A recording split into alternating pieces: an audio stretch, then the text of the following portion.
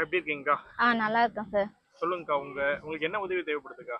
Sir எனக்கு வீடு வீடு சரியில்லை. சரிங்கக்கா. அப்புறம் இது வருங்க கால் சரியில்லை. எப்படி ஆச்சுக்கா உங்களுக்கு? எப்ப நெருப்புல சின்ன குழந்தையிலே நெருப்புல குச்சிட்டேன் சார். சரிக்கா. அது அது அதான் கொஞ்சம் தூரம் நடந்தாலும் கொஞ்சம் வலிக்கும் அதிகமா.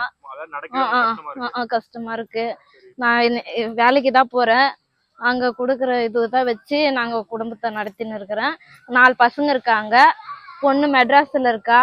அவளுக்கு வீடு சரியில்லாம நான் அவளை மெட்ராஸ்ல விட்டு வச்சிருக்கேன். வீட்டுக்காரர் இருக்காரு, அவர் மனநலம் கொஞ்சம் கஷ்டம். அதனால அவரால் பார்க்க முடியாது. அவங்க வீட்டுல இருக்காரு. அதனால பசங்களை வச்சுட்டு நான் இங்க இருக்கேன். வாங்க சார், வீட்டை பார்க்கலாம்.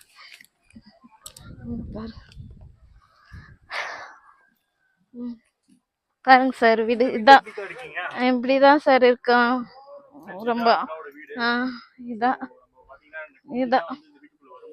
இதுதான் பாருங்க. அவர் லைட்டு கிடையாது, எதுவுமே கரண்ட் கிடையாது. 4 பசங்க 2 பேரும். அதனாலதான் ஸ்கூலுக்கு அனுப்பிச்சிட்டேன் அவங்களுக்கும் ரொம்ப கஷ்டமா தான் இருக்கு. ஹாஸ்டல்ல இதனாலதான் அனுப்பிச்சிட்டேன். நான் ஒண்டினா கூட இருந்துக்கலாம் சார். குழந்தைங்களை வச்சுன்னு இருந்தா என்ன பண்ண முடியும்? கஷ்டமா இருக்கும். அதனாலதான் எதனா வந்தாலும் போனாலும் தெரியாது.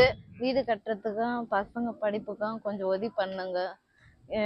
என் பொண்ணே அதனாலதான் மெட்ராஸ்ல விட்டு வச்சிருக்கேன். வீடு சரியில்லாம நிலைமையில தான் நான் மெட்ராஸ்ல விட்டு வச்சிருக்கேன். இல்லைன்னா அவங்களே இங்கே வச்சுன்னு இருப்பேன். அவங்களும் எதனா ஒரு இதுக்கு படிக்கிறதுக்கோ எதுக்கோ ஒரு இது பண்ணியிருப்பேன். ஒரு வீடு சரியில்லாம நான் ஒண்டி பசங்க சரியில்லை. கஷ்டமா இருக்கிறது.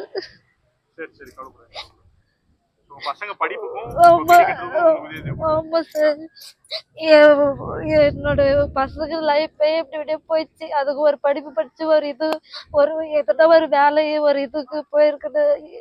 நான் சொன்னது தெரியல, எதுவுமே இல்லை.